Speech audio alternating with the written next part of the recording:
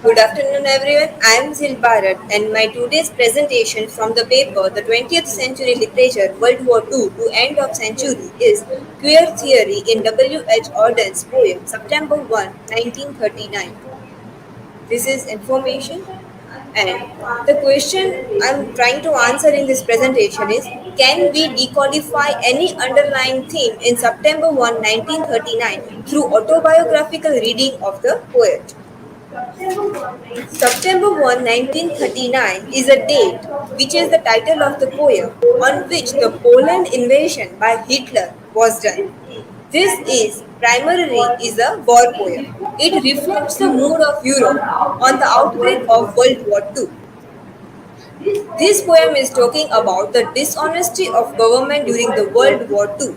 Another interpretation, else than the dishonesty and manipulation of government can lead to war, is theme of the lack of acceptance of homosexuality in society.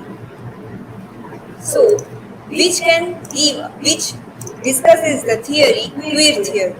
So, according to M.H. Abraham, in the glossary of the literary terms, queer theory is often used to designate the combined area of gay and lesbian studies, together with the theoretical and critical writing about all modes of variance, such as cross-dressing, bisexuality, and transsexuality, from society's normative model of sexual identity, orientation, and activities.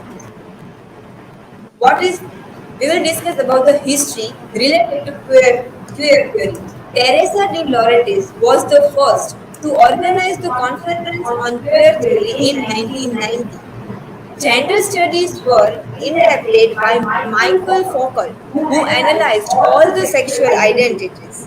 Informal use of this word and theory began with Florida and Zeldua and other scholars in 1990 by the influence from Michael Foucault. The early queer theorists are Eve, Michael Warner, Lauren Berland, Judith Butler, Edwin Reed, and David Halperin. Now we will discuss the autobiographical elements of the poem W. H. Auden. We are not discussing the complete autobiography or a life, but some parts which can prove us that there can be some elements of queer theory in his poetry. When he was studying in Oxford University, he had some feelings for a male undergraduate student which were unexpressed while studying. He also tried to develop some heterosexual traits. He tried. It means that he had homosexual and tried to go towards heterosexual. He wrote six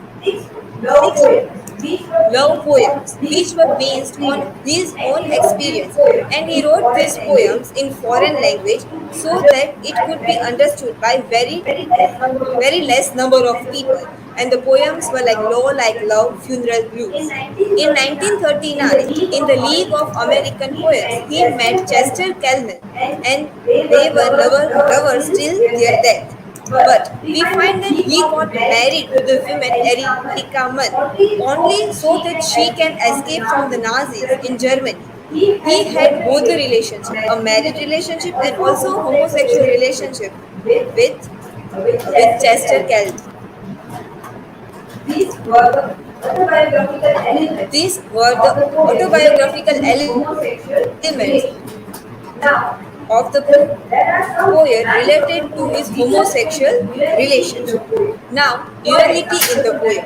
For example, the metaphor of light and dark is used in the poem. The light is for the people, the area of society who are ready to embrace the homosexual lifestyle, and the dark are the area of society who are intolerant and look down at homosexuality. Another line is waves of anger and fear circulate over the bright and the darkened lands of the earth. Here, the anger and fear can be read as the anger and fear of the normal society, that is so called normal society, towards the homosexuality. homosexual society.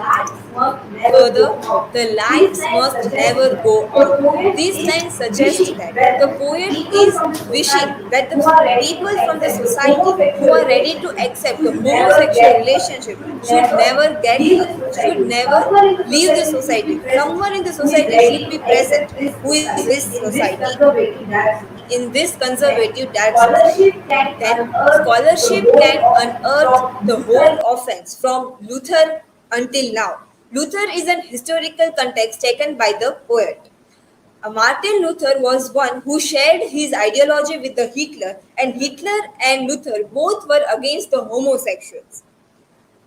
Also, Nijinsky and Diaghilev, they were having a homosexual relationship in the real life. That reference is also taken through the line, is true to the normal heart. These two writers who are having a homosexual relationship are called to be the normal hearts. Then, error breed in the bond of each woman and each man craves what it cannot have. Here, error breed are the people are can be read as the people who are having homosexual relationship craves what it cannot have, means they want to have a homosexual relationship, having a want to have a partner of the same sex, but they are not able to have it, they are craving for it, are called as error breed, where it is not their own mistake, it is not an error, it is natural. Then another, the dense commuters come repeating their morning woe. I will be true to the wife, I will concentrate more on my work. This is the one type of a romantic truth which is romantic promise which is loved by everyone. Here we can read as the homosexual society or people who are having homosexual relationship are trying to take themselves towards heterosexual relationship and pushing themselves to be true to their wife and concentrate on their work else than this homosexual society. Romantic lie in the brain, as we discussed before, it is a romantic lie. Their brain is washed to have and live a heterosexual life. They are told the lie that they are heterosexual and they should behave like that. Then all I have is a voice to undo the folded lie. Here poet himself is telling that as he is having a voice, he is able to write and show the views to the society through his poetry. He would say and try to unfold lie to the homosexual society that they are heterosexual. He wants to undo that lie in their brain. Then of Eros and of dust. Here Eros is the god of love in the Greek mythology. The god's reference is taken, which shows that he wants the equality in love and sexuality for everyone. In the conclusion, I would like to say that yes, through autobiographical element, we are able to find the hidden meaning from the poetry, which is of queer theory. And this is contracting to the T.S. Eliot's theory of impersonal in the tradition and individual talent about saying that the poet should not have the personal emotions or a personal life in their poetry or in their work. They should keep their personal emotions away from the poetry. That is what T.S. Eliot is saying, and which is contracted by the Auden. The Blair in Poetic Art of W. H. Auden is also saying that Auden's poetry attempts to involve the reader and create a self-critical dialogue with a new perspective on himself, and is attempting to accomplish this by creating generality in his poetry. Auden wants to lead a variety of readers to respond to his poetry in their own way. These are my works cited, and thank you.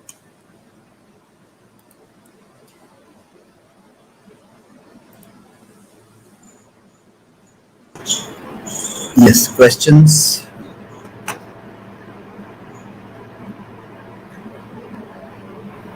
So, Have what do you type yes or no? yes, sir. Yeah, What do okay. you Just a think? minute. Yeah, just a minute. Okay.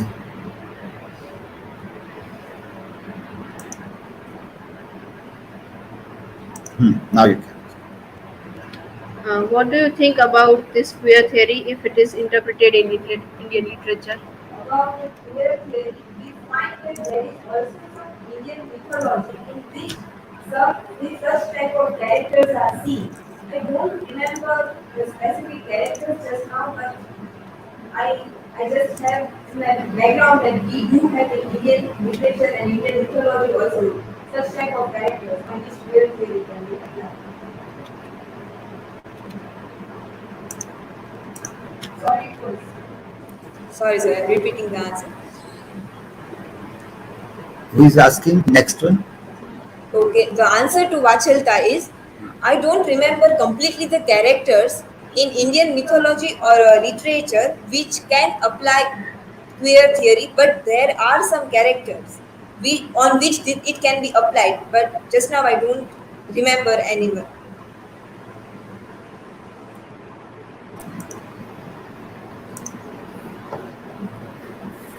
My question is, what is the message of September 1st? In September 1st, 1939, the poem is about the situation of the America when there was an outbreak of World War II. There is no such message or a moral, but poet is just describing the situation of America, how America is staying neutral, how no one is going to support support to Poland, and how everyone is living their life. They won. They are not affected of the war happening in the other part in the world.